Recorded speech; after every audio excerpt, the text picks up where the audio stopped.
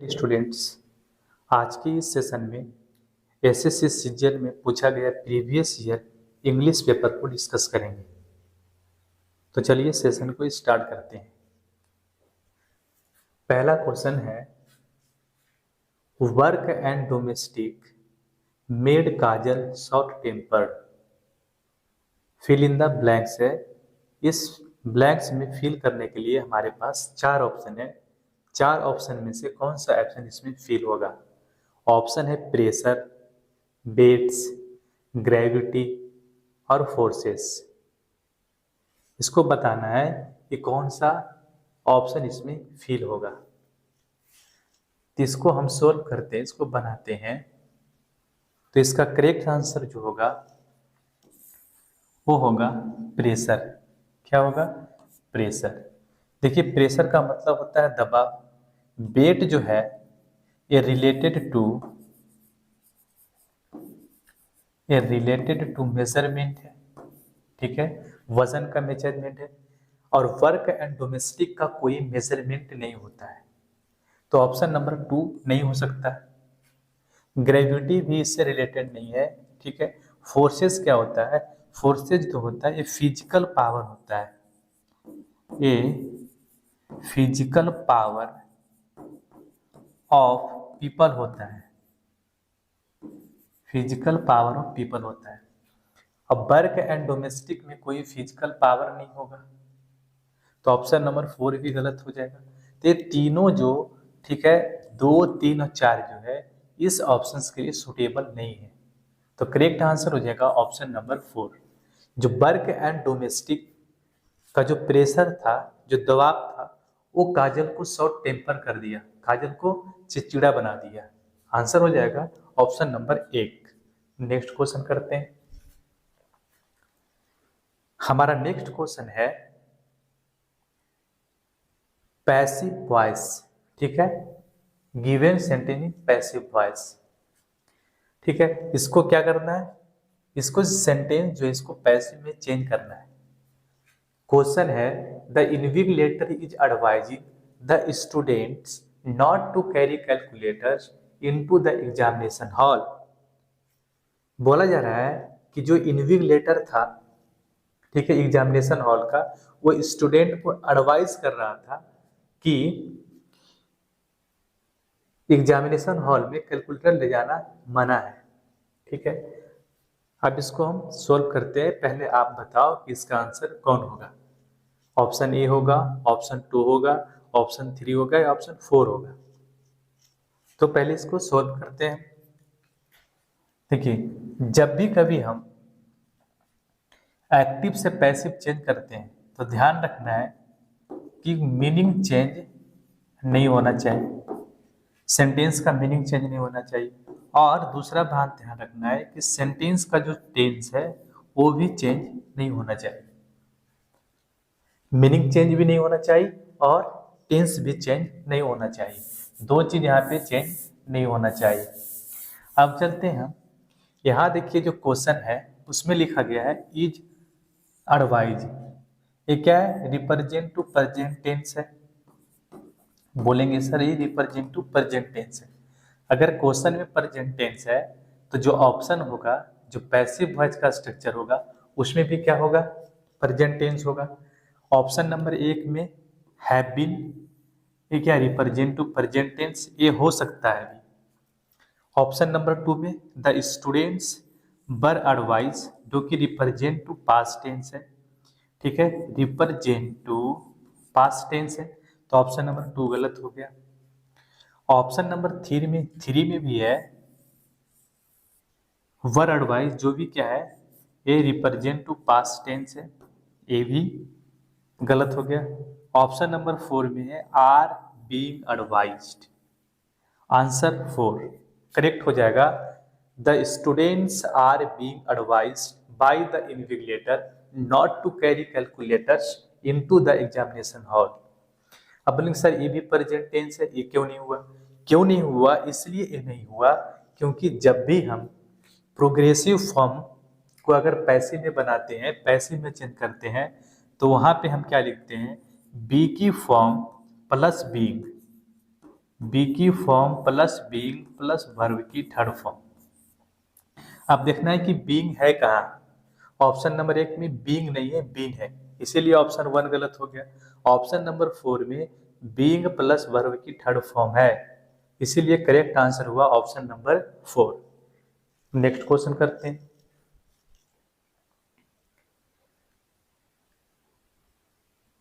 Next question है fill in the blanks को fill करना है। क्वेश्चन है क्या, India is formally moving ahead. India जो है औपचारिक रूप से आगे बढ़ रहा है, ठीक है, अहेड हो रहा है, किस लिए वो बताना है। टू MiG-29 एंड टूबेर सुखोई 30 MKI फाइटर्स की ओर फ्रॉम रसिया, रसिया से, from Russia with upgrades their existing fleets. तो इसका करेक्ट आंसर हो जाएगा ऑप्शन नंबर 4, प्रोक्यूर।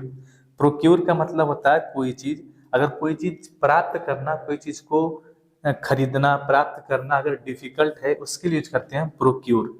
इसका मतलब होता है ऑब्टेन करना। क्या होता है, ऑब्टेन करना। तो करेक्ट आंसर हो जाएगा इसका ऑप्शन नंबर 4। आगे बढ़ते हैं अगला क्वेश्चन की ओर।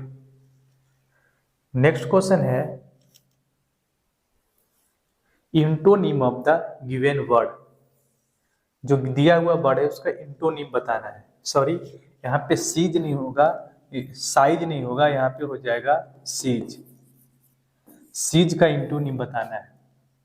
ऑप्शन है स्नैच, कैच, ग्रैब, लूजेन। अब देखिए यहाँ पे सीज का जो सीज है का मतलब होता है कैप्चर करना। क्या होता है, सीज होता है कैप्चर, सीज को कैप्चर लिख सकते हैं, स्नैच, ये सब सारा सीज का सिनोनिम है। कैच, ग्रैब भी बोल सकते हैं, ग्रैस भी बोल सकते हैं, और कैच हो गया। क्या है, सीज का जो सिनोनिम होगा capture, snatch, catch, grab, grasp. अब यहाँ पे देखिए ऑप्शन में ये तीनों जो है स्नैच, कैच, ग्रैब, ये सीज का सिनोनिम है। अगर ये तीनों सीज का सिनोनिम है तो आंसर हो जाएगा इसका ऑप्शन नंबर 4, लुजेन। लुजेन क्या हो जाएगा, इंटोनिम हो जाएगा किसका, सीज का। तो correct answer option number 4। Next question देख लेते हैं। नेक्स्ट क्वेश्चन है meaning of the given idioms, bank for the bag. क्या है, एक इडियम है जो कि है बैंक फॉर द बक। बताना है कि बैंक फॉर द बक का मतलब क्या होता है। ऑप्शन है अ सॉरो हर्टफुल,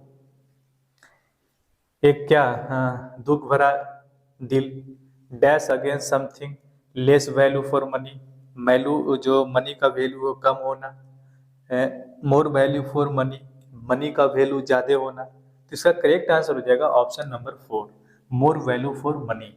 मनी का वैल्यू ज्यादा के लिए होना, मतलब ज्यादा होना। तो आंसर हो जाएगा ऑप्शन नंबर 4। अगला क्वेश्चन देखते हैं। अगला क्वेश्चन है has been split into 4 segments. Identify the segment that contains grammatical error. बताना है कि कौन सा सेगमेंट में ग्रामेटिकल एरर है। क्वेश्चन है had you not reached in time we will have lost your lips। यदि आप टाइम पर नहीं पहुंचे होते तो हम लोग अपना जिंदगी को खो चुके होते। ये है क्वेश्चन। अब देखिए यहाँ पे ये जो स्ट्रक्चर लिखा है ये लिखा गया है इन्वर्टेड फॉर्म में, इन्वर्टेड फॉर्म में लिखा गया है। अगर देखो इसी सेंटेंस को अगर हम अगर चाहे तो इसको अगर इस तरीके से लिखेंगे तो सभी को पता चल जाएगा कि ऑप्शन आंसर सही क्या होगा। इसको हम लिख सकते हैं if you had not reached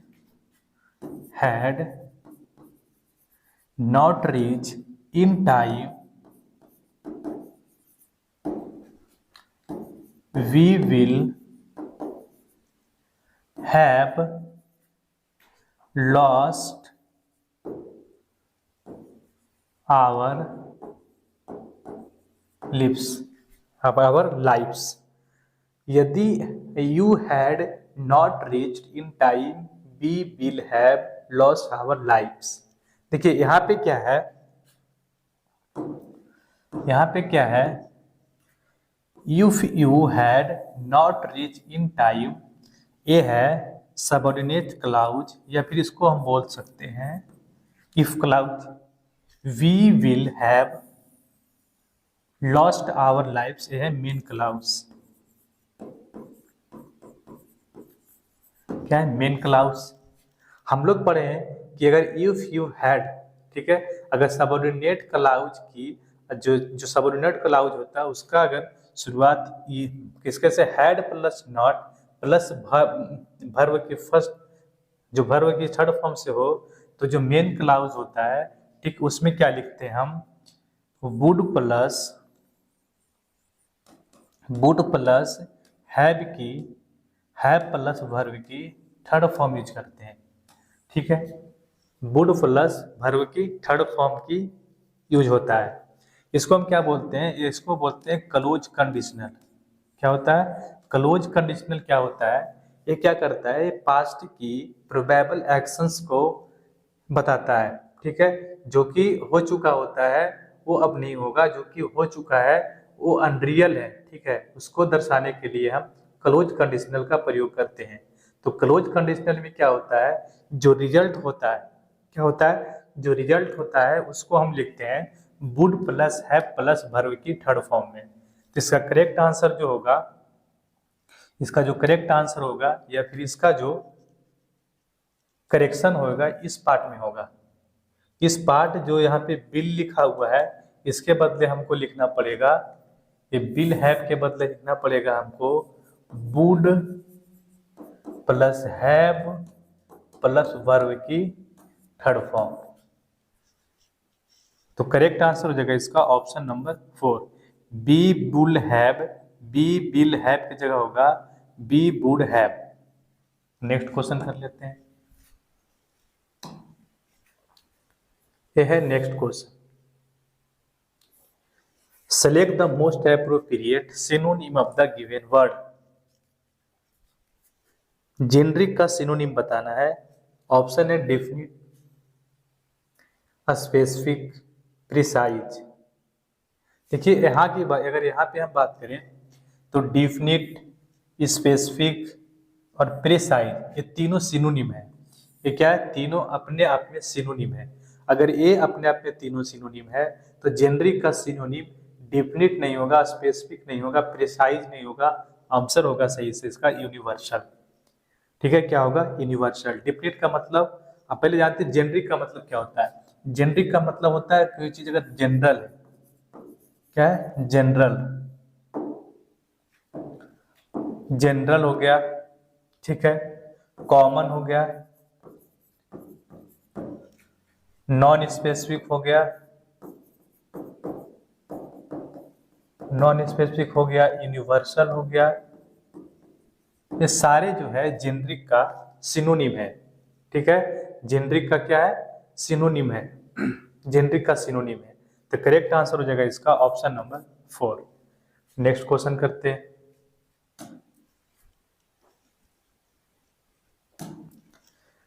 next question है, ये जो अंडरलाइन सेगमेंट है, जो अंडरलाइन पार्ट है, इसका क्या होगा. इसके जगह क्या लिख सकते हैं, microwaves on there, the microwaves on those, no substitutions, और द माइक्रोवेव्स ऑन दे. इसको इसके जगह क्या लिख सकते हैं ये बताना है. तो इसको हम सोल्व करते हैं. ठीक है, यहाँ पे देखिए, इसको अगर हम क्या करें, सबसे पहले इसको क्या करते हैं, हम ऑप्शन से इसको, हम ऑप्शन जो दिया गया है उसको इलिमिनेट करते हैं, उसको हटाते हैं. तो क्या करते हैं यहाँ पे, सबसे पहले देखिए यहाँ पे फर्स्ट ऑप्शन में दिया गया है ऑन देयर. क्या दिया गया है, ऑन देयर. पहला ऑप्शन का देखते हैं, ऑन देयर. अब हम जानते हैं कि सर ऑन जो होता है एक क्या होता है, प्रीपोजिशन होता है। ऑन क्या होता है, बोलेंगे ऑन प्रीपोजिशन होता है। प्रीपोजिशन के बाद हम प्रीपोजिशन का ऑब्जेक्ट लिखते हैं। क्या लिखते हैं, प्रीपोजिशन का ऑब्जेक्ट लिखते हैं। ऑब्जेक्ट जो होता है बोलेंगे सर नाउन या प्रोनाउन होता है। ऑब्जेक्ट जो होता है नाउन या प्रोनाउन होता है।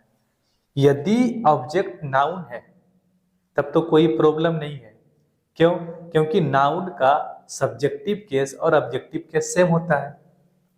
अगर ऑब्जेक्ट प्रोनाउन है तब जो प्रोनाउन होगा वो ऑब्जेक्टिव केस का प्रोनाउन ऑब्जेक्ट बनेगा, ना कि सब्जेक्टिव केस का प्रोनाउन सब्जेक्ट बनेगा। ठीक है, ये ध्यान रखना है। अब चलते हैं ऑप्शन पे। अगर ऑप्शन में देखिए यहाँ पे ऑन लिखा हुआ है, ऑन के बाद देयर दिया गया है। देयर क्या है, तो बोलेंगे सर देयर डिटरमिनर है। देयर क्या है, डिटरमिनर है। डिटरमिनर जो है वो प्रीपोजिशन का ऑब्जेक्ट नहीं बनता है, प्रीपोजिशन का ऑब्जेक्ट नाउन या प्रोनाउन बनता है। ऑप्शन नंबर 1 खत्म हो गया। ऑन यहाँ पे प्रीपोजिशन है, दोज भी क्या है, ये भी डिटरमिनर है, ये भी खत्म हो गया। क्यों, ऑन का ऑब्जेक्ट नहीं बन सकता इसीलिए। ऑप्शन नंबर 4 में चलते हैं। ऑन के बाद दे लिखा गया है, दे क्या है, प्रोनाउन है, लेकिन ये ऑब्जेक्टिव केस का प्रोनाउन नहीं है, ये है सब्जेक्टिव केस का प्रोनाउन। ठीक है, और सब्जेक्टिव केस का प्रोनाउन प्रीपोजिशन का ऑब्जेक्ट नहीं बनता है, इसीलिए ऑप्शन 4 भी गलत हो गया। मेरे पास ऑप्शन रहा option number 3, no substitutions. Answer होगा इसका no substitution, option number 3। Next question कर लेते हैं।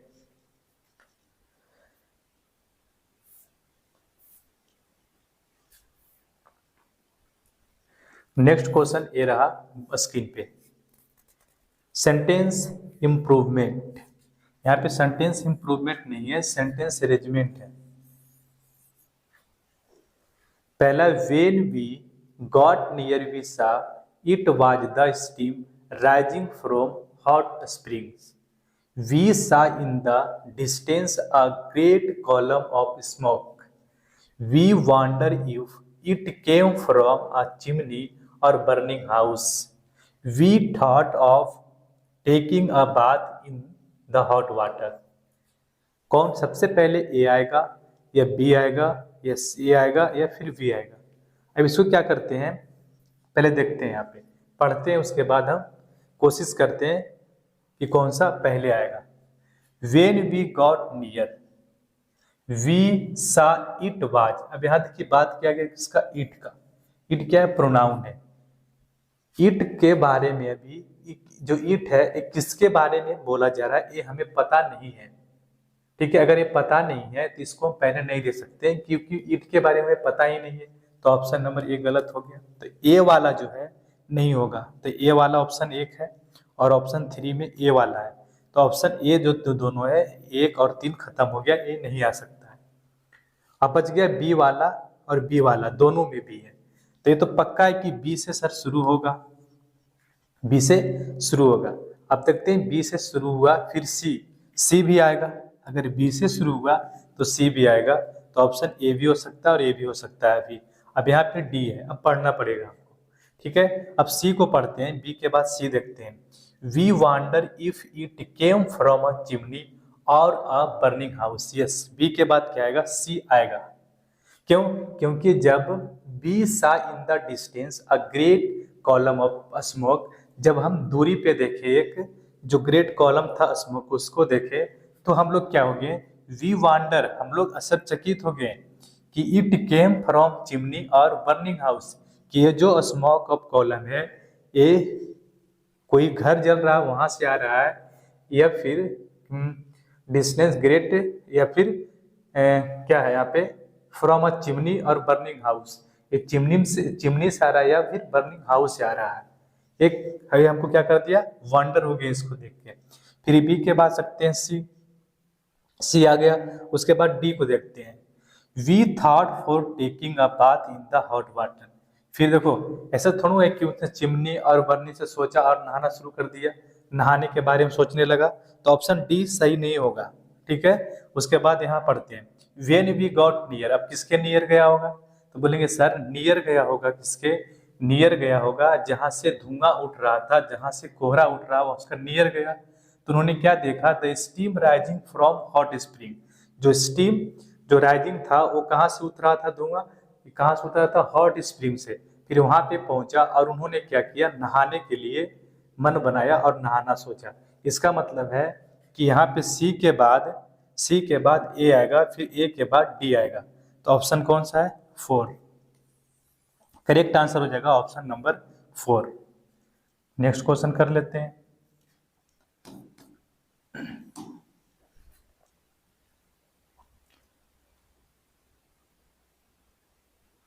नेक्स्ट क्वेश्चन है fill in the find the error. क्या करना है, एरर फाइंड करना है, एरर फाइंड करना है। क्वेश्चन है you must avoid riding in a crowded bus और travelling in a metro during rush hour as both are quite unpleasant experience. बोला जा रहा है कि यू मस्ट अवॉइड, हम लोग के या तुम लोग को अवश्य ही अवॉइड करना चाहिए चढ़ना, कहाँ पे, जो क्राउडेड बस होती है उसमें चढ़ना, और ट्रेवलिंग करना इन a metro during rush our, जो मतलब जल्दीबाजी टाइम होता है उस आवर में हमें इन सबको अवॉइड करना चाहिए। क्यों, क्योंकि both are quite unpleasant experience. ये जो है बहुत ज्यादा अनप्लीज जो ये जो है बहुत ज्यादा अनप्लीजेंट एक्सपीरियंस है। अब इसको हम सोल्व करते हैं इसको। देखिए एक वर्ड होता है, यहाँ पे 3 वर्ड होता है। वर्ड क्या क्या होता है, एक वर्ड होता है क्विट,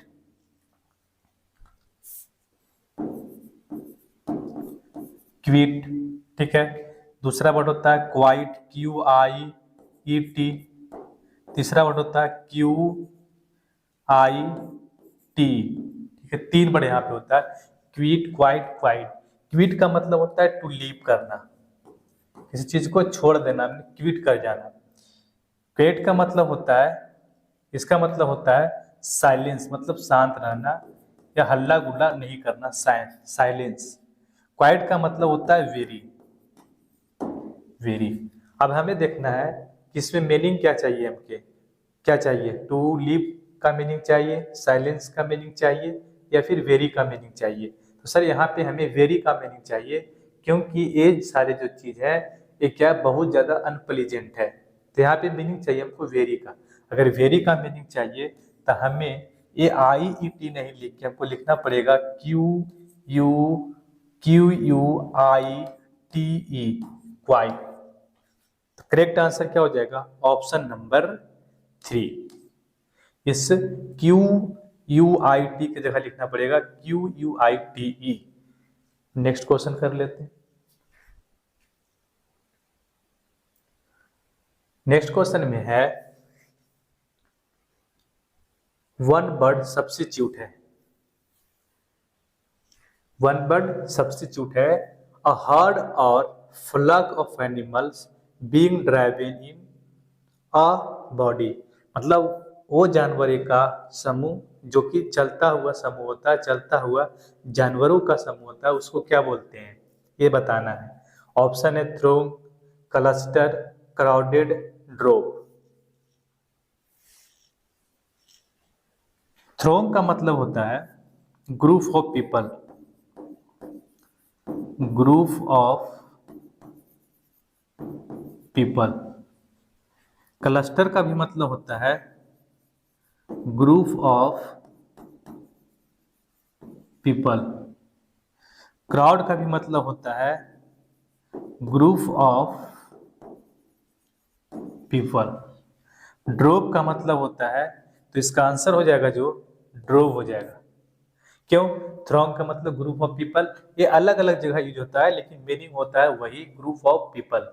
क्लस्टर का मतलब ग्रुप ऑफ पीपल, क्राउड का मतलब भी ग्रुप ऑफ पीपल। तो ये तीनों जो है आपस में सिनोनिम है, इसलिए इसका करेक्ट आंसर जो होगा ड्रोव। ड्रोव का मतलब होता है झुंड में चलने वाले जानवरों का समूह।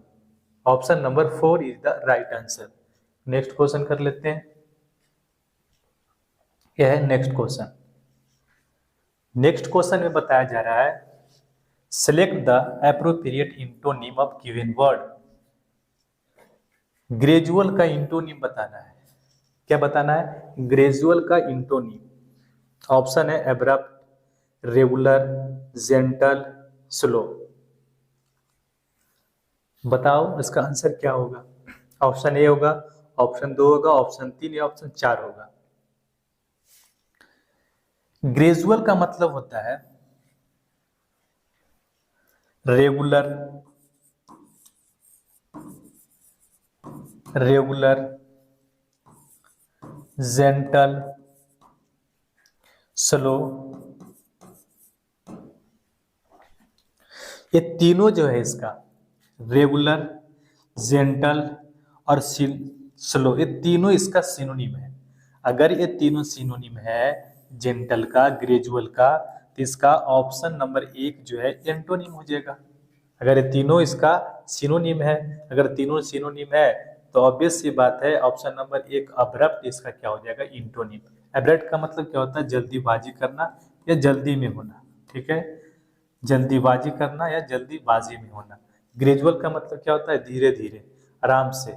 ग्रेजुअल धीरे धीरे, धीरे धीरे करना, ग्रेजुअली करना। तो करेक्ट आंसर हो जाएगा ऑप्शन नंबर 1। नेक्स्ट क्वेश्चन कर लेते हैं। Question number 13। क्वेश्चन नंबर 13 क्या है? अंडरलाइन जो पार्ट है, सेगमेंट है, इसको करेक्ट करना है, करेक्शन करना है इसमें कि क्या करेक्शन होगा इसमें। क्वेश्चन है the toy drummer plays the drum if you press the button at the back. बोल रहा है द टॉय ड्रमर प्ले, जो टॉय ड्रमर है वो बजता है। ठीक है, क्या करता है? द टॉय ड्रमर प्ले करता है the drum if you press the bottom at the back. अगर इसके बॉटम, जो बैक बॉटम इसको दबाते हैं तो क्या होता है? बचता है। ये बताया जा रहा है यहाँ पे। अब इसको क्या करते हैं? हम ऑप्शन से इलिमिनेट करते हैं। जो ऑप्शन है उसको क्या करेंगे? इलिमिनेट करेंगे। तो इसको देखिए यहाँ पे क्या करते हैं हम। ऑप्शन नंबर 1 में दिया गया played the drum if you are pressing. इसका मतलब ये हुआ कि इफ यू आर प्रेसिंग जो हो गया, क्या हो गया? तो बोलेंगे सर ये हो गया सबऑर्डिनेट क्लाउज और ये हो गया मेन क्लाउज। अगर मेन क्लाउज में पास्ट टेंस है तो सबऑर्डिनेट क्लाउज में भी पास्ट टेंस होना चाहिए। लेकिन यहाँ पे है क्या? यू आर प्रेसिंग जो कि प्रेजेंट टेंस है। ऑप्शन नंबर 1 गलत हो गया। 2 देखते हैं, 2 में है नो सब्स्टिट्यूशन। ऑप्शन नंबर 3 में क्या है? Bill play the drum.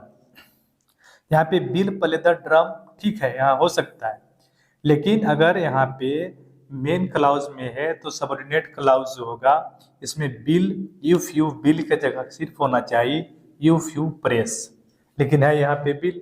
तो ऑप्शन नंबर 3 भी गलत हो गया। ऑप्शन नंबर 4 में चलते हैं। तो है क्या? प्लेइंग। और प्लेइंग का यूज देखिए यहाँ पे क्या कर सकते हैं? विदाउट बी की फॉर्म, बी की फॉर्म प्लस B4 करते हैं, लेकिन यहाँ पे कोई बी की फॉर्म है? यहाँ भी नहीं है, यहाँ भी नहीं है। तो ऑप्शन नंबर 4 भी गलत हो गया। तो ऑप्शन हो जाएगा नो सब्स्टिट्यूशंस। ये है क्या? तो बोलेंगे सर ये जो है एक क्या है? मतलब एक फैक्ट है, जनरल फैक्ट है। ठीक है, तो जनरल फैक्ट जब होता है तो इसको किस में लिखते हैं? प्रेजेंट इंडेफिनिट टेंस में लिखते हैं। इसीलिए इसका आंसर जो होगा no substitutions. Correct answer option number 2। Next question करते हैं।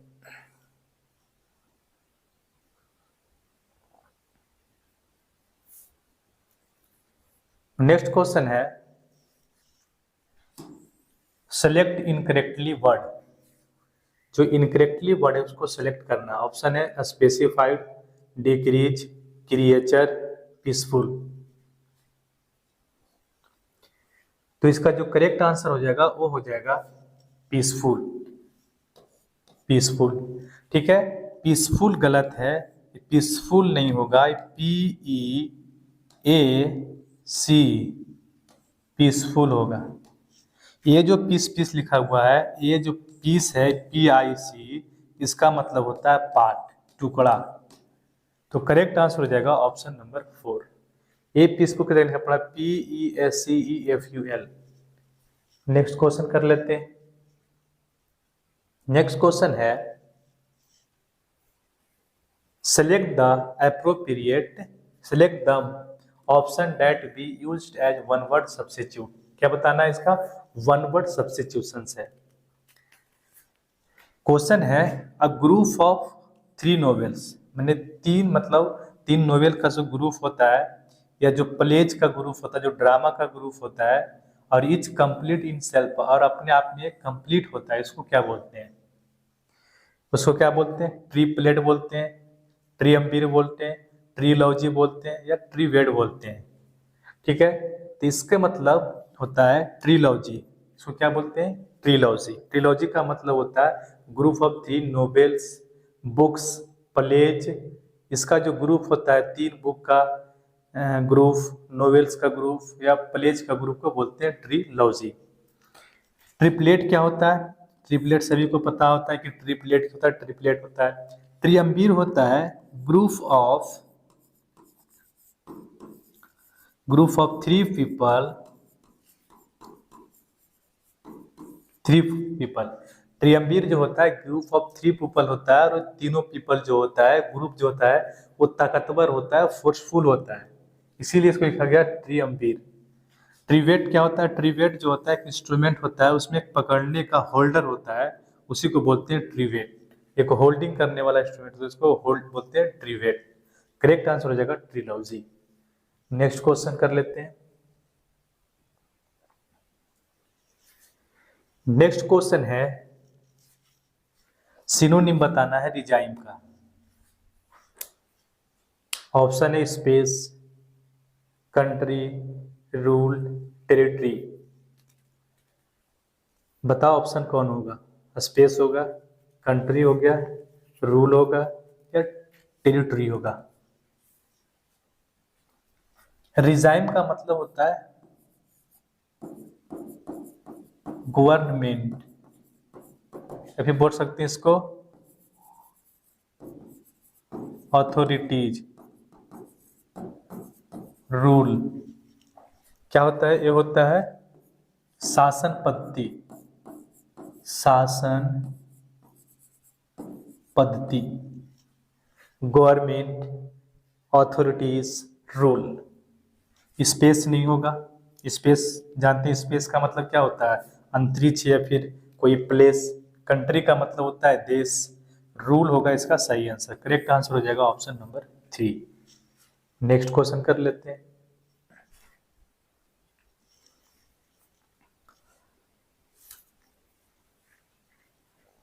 इनडायरेक्ट मीन्स को select the option that express given sentence in direct speech.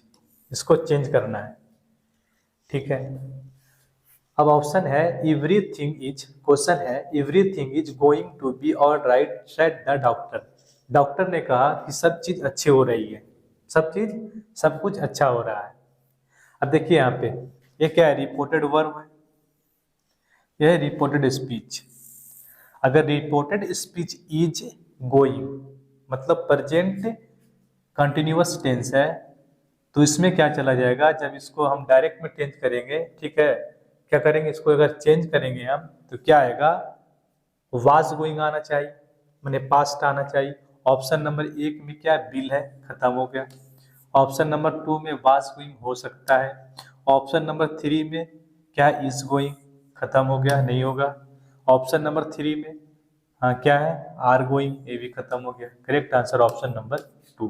The doctor said that everything was going to be all right. Next question देख लेते हैं।